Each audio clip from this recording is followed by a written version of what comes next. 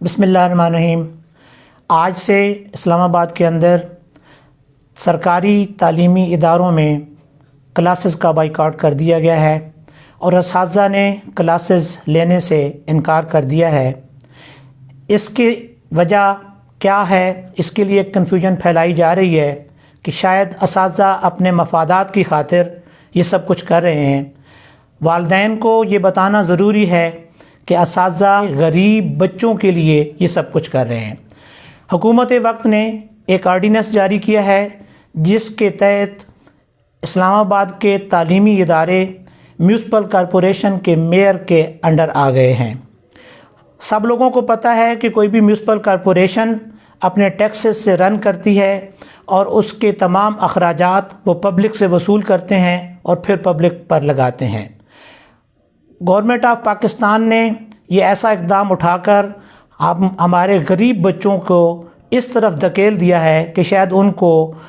آنے والے وقتوں میں یہ جو میئر ہیں یا جو لوکل گورنمنٹ ہے ان کو فیسیں لینے پر مجبور کرے گی۔ یہ غریب بچے جو ہمارے اداروں کے اندر پڑھ رہے ہیں ان کے اندر وہ سکت نہیں ہے کہ وہ فیسیں دے کر اپنی تعلیم کو جاری رکھ سکیں۔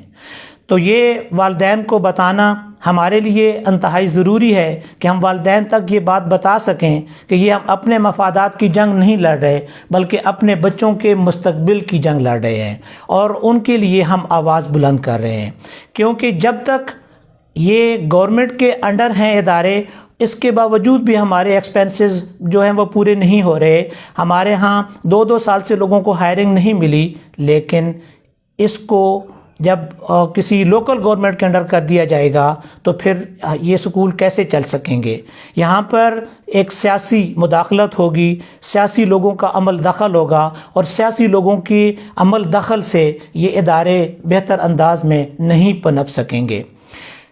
یہ ادارے جہاں پر P H D, M phil اور ماسٹر ڈگری ہولڈرز، ٹیچرز اور سربراہان مدارس ہیں، ان کو ایک میئر جس کی تعلیم شاید میٹرک، ایف اے یا بی اے ہوگی، جس کو تعلیم کا کوئی تجربہ نہیں ہوگا، جس کو تعلیم سے کوئی واسطہ نہیں ہوگا، وہ ان کو گائیڈ لائن فراہم کرے گا۔ تو اس سے یہ بات سمجھ آتی ہے کہ ہم اپنے بچوں کی تعلیم کو کس طرف لے کر جا رہے ہیں۔ یہاں پر ڈیوائیڈ اینڈ رول کا فارمولہ اپنایا گیا ہے اور جو کالجز ہیں، ماڈل کالجز، ان کو اس سیٹ اپ سے نکال کر ڈائریکٹ منسٹری کے انڈر کر دیا گیا ہے، جبکہ جو سیکنڈری سکولز ہیں جو فیڈرل گورنمنٹ کے انڈر آتے تھے اور ان کا نام ہی فیڈرل گورنمنٹ کا تھا، ان کو میونسپل کارپوریشن کے انڈر کر دیا گیا ہے۔